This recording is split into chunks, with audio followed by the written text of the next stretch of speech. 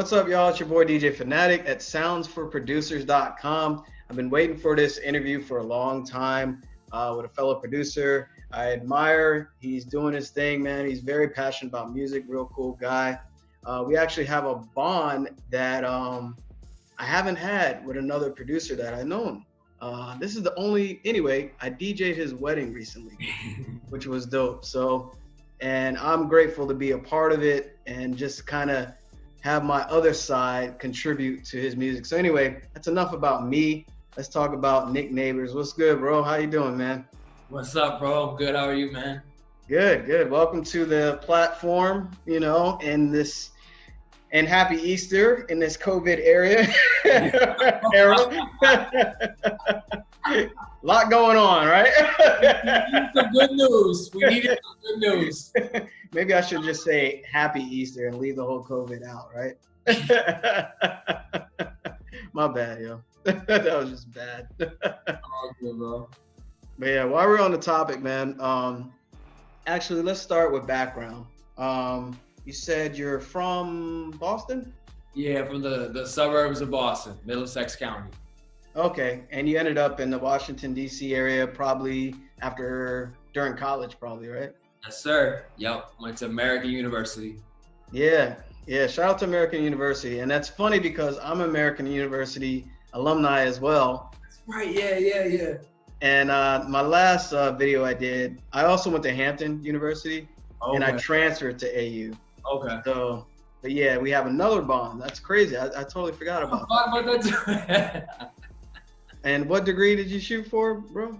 So my major was public health and my minor was audio technology.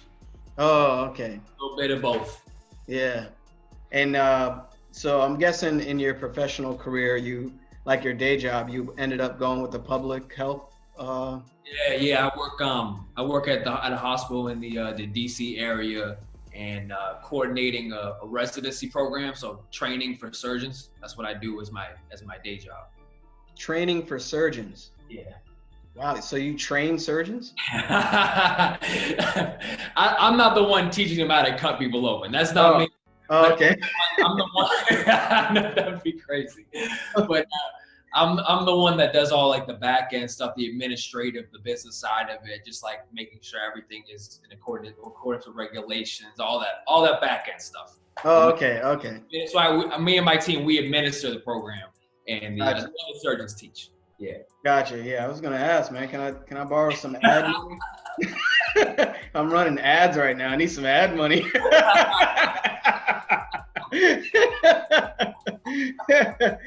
But yeah, that's dope, man.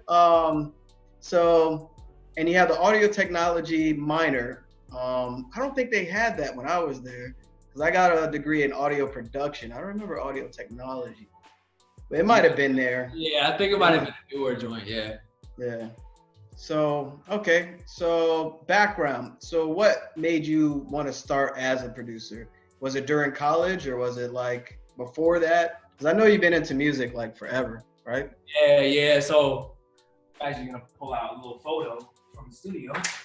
This is me. Make sure the thing doesn't fall apart. This is me. I don't know if you can see it. Oh yeah, yeah, I see it. That's me playing drums. I was like 6 years old. Crazy, man. I'll give you the whole background. So my dad, he's a classic rock drummer. He also played a lot of like old school R&B and stuff. So growing up, I used to be like in and around different venues he would play at, and he had a whole studio in the basement of like vintage 70s gear, like an old Wurlitzer piano. I'd play on that. I would start playing his drum set. That was really Wurlitzer. Yeah, he had a real Wurlitzer. He ended up selling it for like $30,000 or something. But honestly, playing that thing was like, it was the warmest sound you ever get. But yeah, so it really started with him. And then my best friend, shout out Jackson Foot, and shout out his production, his song group called Loop, Loote. He was my best friend growing up, and he's now a singer-songwriter. He was the one who showed me GarageBand for the first time in like 4th grade.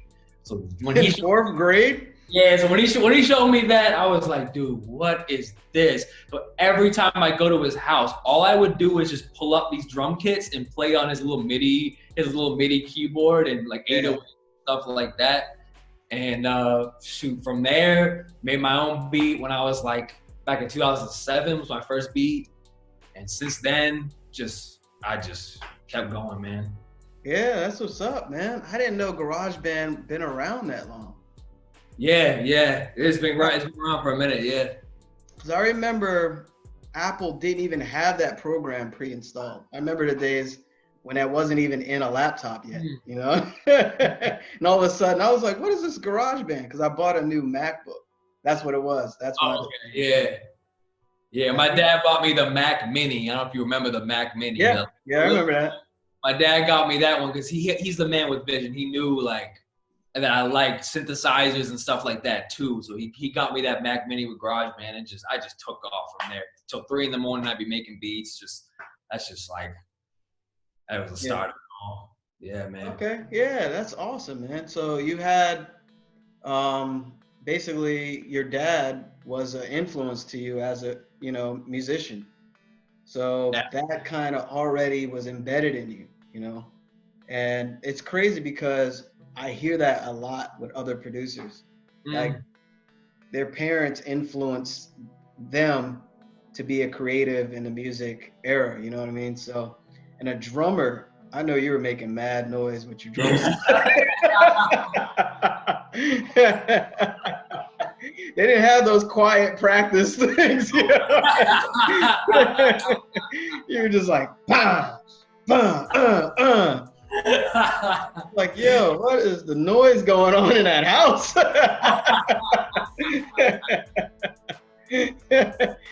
Neighbours. Oh, that's hilarious. You get it?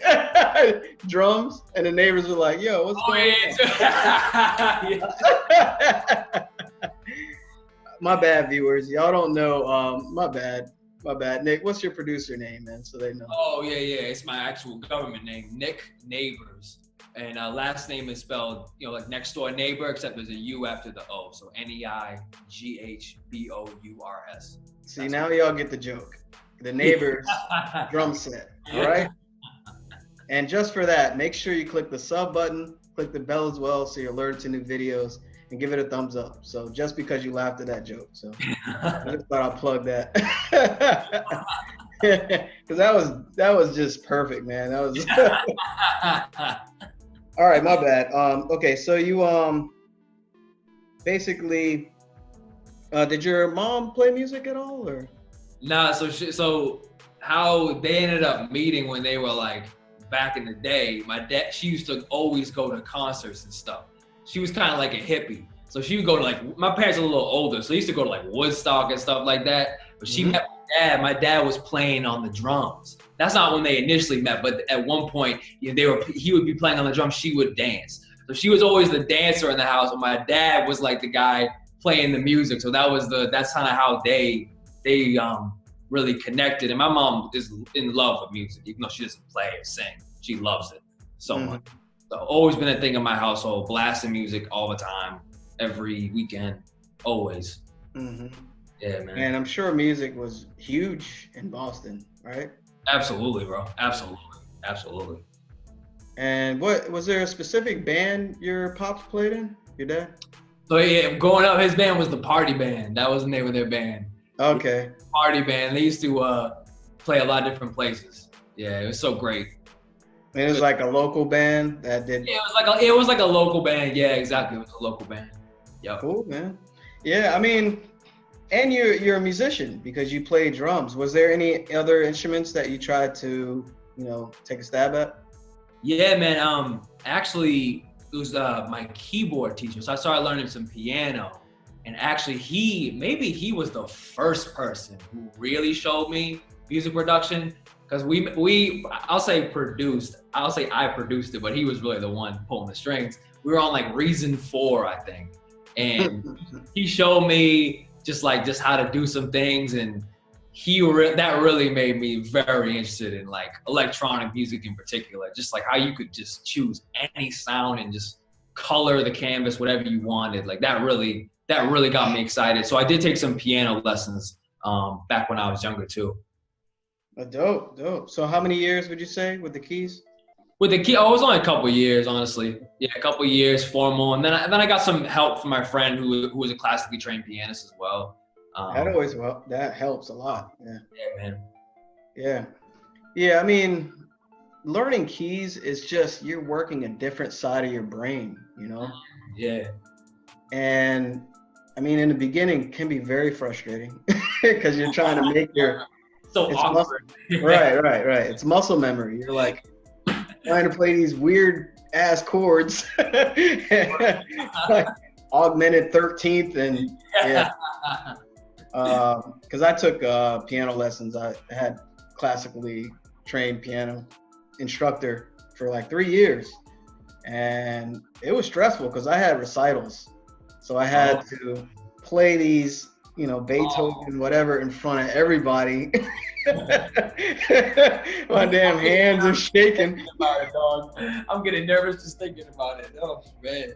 Yeah, it was tough, man. But I got through it. It was tough because like you're in front of the faculty and your student peers, so they're just like, go ahead, mess up. They just wait for you. Yeah, it was all good, man. That's part of growing.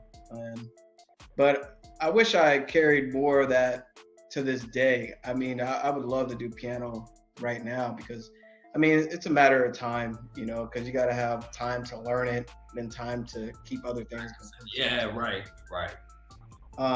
So any musical siblings or anything?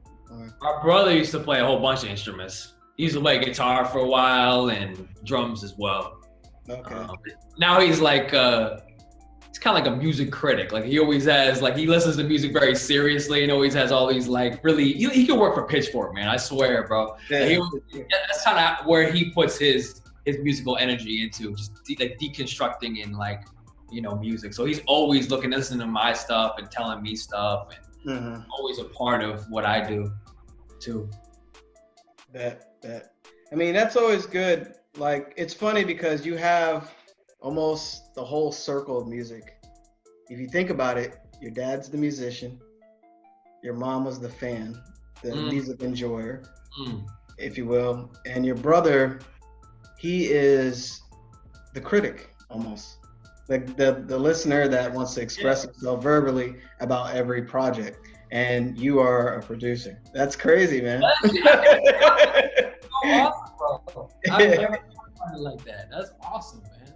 Yeah, it's crazy, man. I like to kind of step back so I can see things differently, in my own life. And I just realized it based on what you said. Okay, so how long you been producing, would you say? So I've been producing since 2007. Okay. 13 years. And when would you say you decided to do it professionally, like on that level where you want to make money with your music? I would say summer of 2017. So, okay. Like 3 years ago. That's when I got like a bit more serious. I was always passionate and I've been making music all the time. I used to make all kinds of music, not just hip hop, for many years. But I think, 2017, I was like, I dreamed, especially being a hip hop producer since I was like 10. And I was like, I gotta make this happen, man. This needs to happen. Like I need to make this happen. So that was kind of the push for that, the genesis of that. More professional. Yeah. Okay. And did you work with any like artists and like when you decided like in 2010 to be more serious about it? Did you work with like local artists? Yeah, so in 2017, so that's when I started branching out a bit more and working with local artists. Before that, I worked with some of my close friends when we were doing projects together. But I'd say around like 2018, that's when I started doing a lot of beat showcases in the area. I would be going to all these artist showcases and I'd be the only producer. So what I would do is I would go up there and just play my beats for a giant audience of artists. And I did that like over and over. I couldn't believe I was the only one doing that because like everybody's there to hear my beats. So I would do that at like DMV Life. I did that one a couple times. Yeah, I heard of that. Yeah. My girl Shifty, Cash Roll Records, Boss Blind, I did theirs. I did I think what's it called? BBE, I think Entertainment, one of these this group. PG. I did a whole bunch of joints just doing those. And then through there, I met a lot of different artists. And I worked with like a ton of artists on the low around here. That's awesome, man. So you were looking up artist showcases. Yeah. You sign up as an artist basically and just play beats. Yeah, pretty much. I mean, I told them, like, I'm not rapping or anything, but they were all cool with this. So I was like, all right, I'll just play my beats and just stand here and look cool, I guess. Hey, that's awesome, man. Like, that's a bold move, especially the first time doing it. Yeah. Because what you're doing, like, I don't know. I mean, being that they didn't kick you out, hey, it worked. Yeah. Like, man, nah, you can't play your beats, man. You got to get out of here, bro. Next artist. That's awesome, man. Because I never heard of a producer doing that. And y'all just got a gem. You can try that, you know, wherever you're from, wherever you're watching this, you know, he just dropped one on you, you know, get in front of other artists because ultimately those are the people that invest in your music and in your craft. So, and they're people just like us. So the more you put yourself out there, the more people will hear you and know who you are. So yeah, that's awesome, man. That's dope. And I will say to all my producers, I couldn't agree more. It's a great tactic. And I think for a lot of us producers, not all of us, but many of us tend to be a little more introverted because of what we do. I mean, really my job, I'm just sitting at home alone a lot making music. And for me as a producer, and I hope I can relate to other producers out here when we be hearing this, people might be afraid to go out there and like really just play their music. But when you do that, and I was terrified. The first one I did, I was terrified. I couldn't. What was the first one? The first one was my man Daryl from, oh man, what's his studio? He has it's my friend Daryl who's got a studio, Bass Parlor, that's his name, Bass Parlor. So Daryl from Bass Parlor, and Bass Parlor is a studio down in Atlanta now. He was in DC before. He's now in Atlanta, and it's kind of like, it's a recording studio, but it's also an educational place where you can learn lots of different things. So a really cool thing. So check him out. He's his handle is BASSPARLOUR, Bass Parlor. He hosted a local, a small little gathering of producers at Songbird in DC, so in Adams Morgan, in case you don't know, a little coffee shop type place. And that was May of 2018, I think. That was like the first time I'd ever played like my music for people like that. And I was terrible. I mean, I wanted to run away. I was like, my legs were shaking. I just did not want to do that at all. But like, you know, man, there's something liberating about facing your fear and just walking straight into it.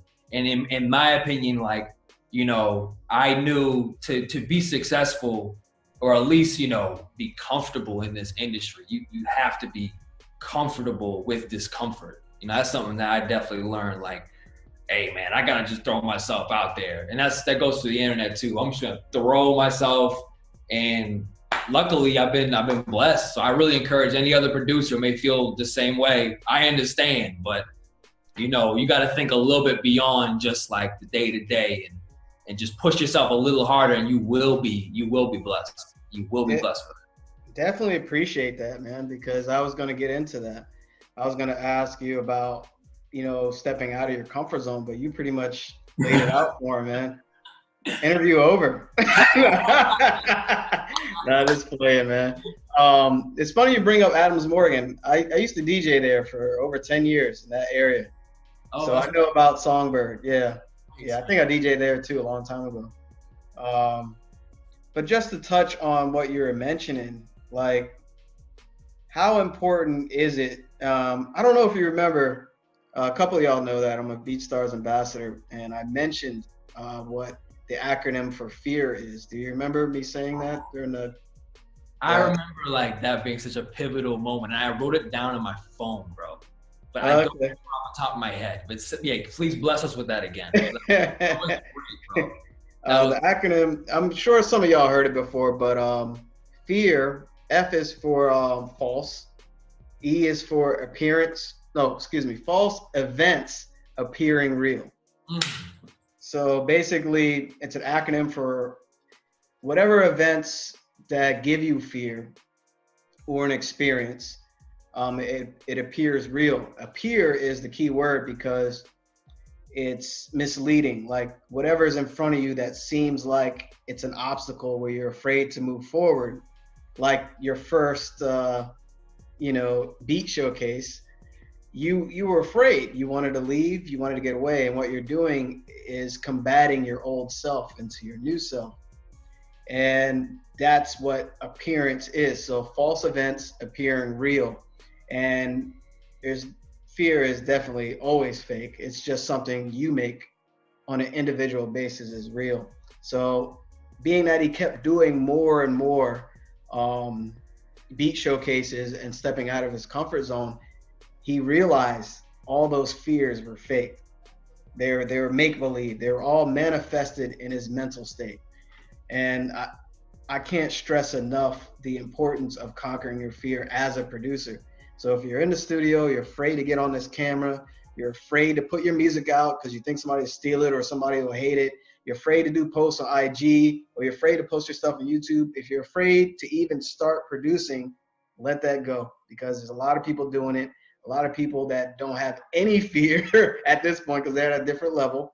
But you kind of have to take it one day at a time and look at every experience as an experience to get over. My bad. I had to go really ham on that. Easter Sunday, bro. Keep preaching, bro. That's yeah, cool. man. I try not to go too far, but it's like I can talk for hours. Yes. My little one liked that one too, so. Yeah, so back to so what would you say is like one of the main things you had to kind of get over as a producer? Like what is something a challenge that you have currently or in the past being a producer? Wow, man, there's so many. That's good, man. You have multiple, that means you have opportunities, Yeah, keep it real, keep it 100, because this is the kind of person I am. I say really dealing with your own insecurities. That's like a number one for me. Because I knew, like, before I would never think about posting a beat because there'd be a little voice in my back of my head being like that's not quite good enough. Like, I was like, this could be a little better. Like, let's hold off on it and postpone it. So it's kind of like when I'm in the past, letting your insecurities kind of like stop you from growing pretty much. You know what I mean? Like, so it wasn't until I got to a point where I was like, yo, I gotta put this out. Like, just the reality is I'm not gonna be able to create, we have dreams, but then we have the reality. And sometimes some people in some situations, some things are better left as dreams. But for me, I knew music was something that was like, I want to make this my reality. And the reality is I got to put stuff out and I just got to let go. And I think letting go is like one of the most important things for me. And I've been able to do that for like a year now.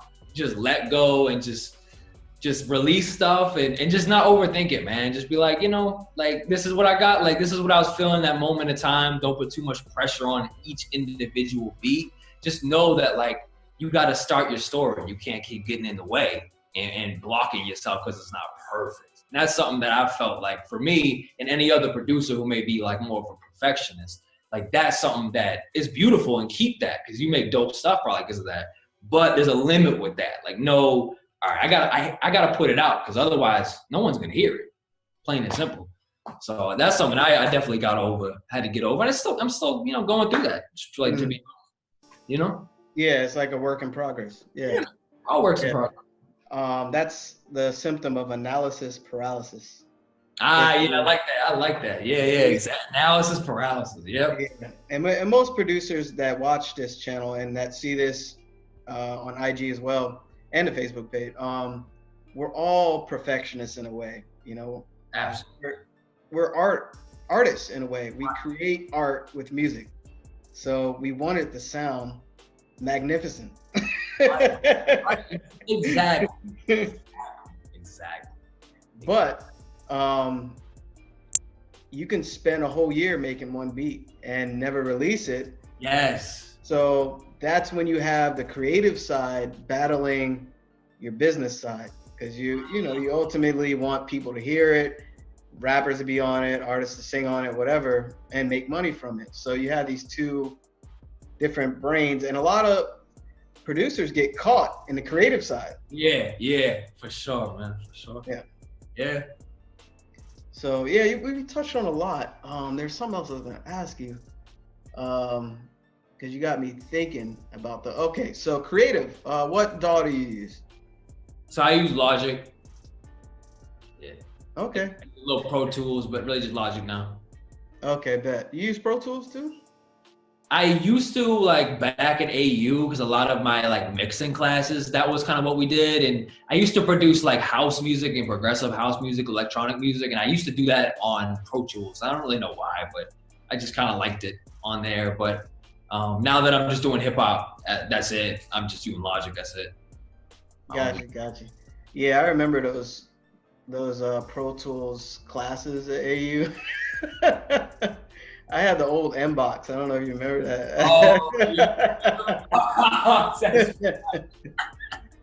And that was back like when Pro Tools, I think it was like Pro Tools 11. It was like mad. Yep. That's exactly when I was there too. Yeah, crazy.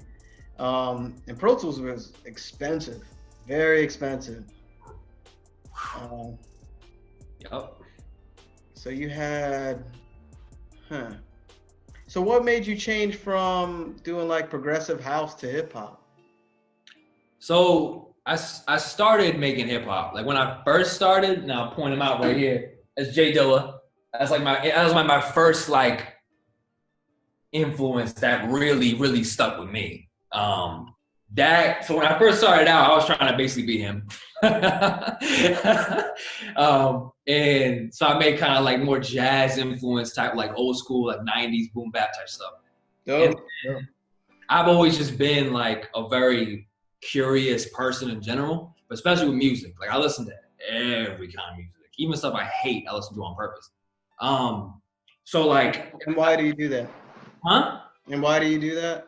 Because it challenges and kind of resets my ear. Because if I get kind of bored listening to the same thing over and over, but then also I don't appreciate it the way I would. Like I know I like drum heavy stuff. So sometimes I'll listen to like orchestral stuff that doesn't really maybe have a little timpani, but no real like percussion. It kind of makes you appreciate and then come back to your art with like a little different of an idea, like how to do it. So that's why I do that. But like, so I started out making hip hop stuff. And then I started getting interested in electronic like dance music and stuff, and like kind of European style stuff. Just curious how they made it. So that's why I started making that stuff. And then I got back to hip hop, and then went back, and then back to hip hop again. And then I decided as like just as a business, and also my original love was always hip hop, that I would just focus just on making those kind of beats. And that really be my brand, and that's what I'm making now. Okay, yeah. I was just curious, like if there was like what reason made you shift, Yeah. Okay, so all right, Logic. There's a lot of Logic users. Shout out to all the Logic users out there. I know a lot of producers that use that, and I remember back when Logic was its own company. It wasn't even Apple bought Logic. I forgot what year it was, but Apple bought them up because they knew Logic was the business back then. Man, I'm putting out my age out of this. And I got two gray hairs, I'm doing all right. All right, so let's jump back a little quick, real quick.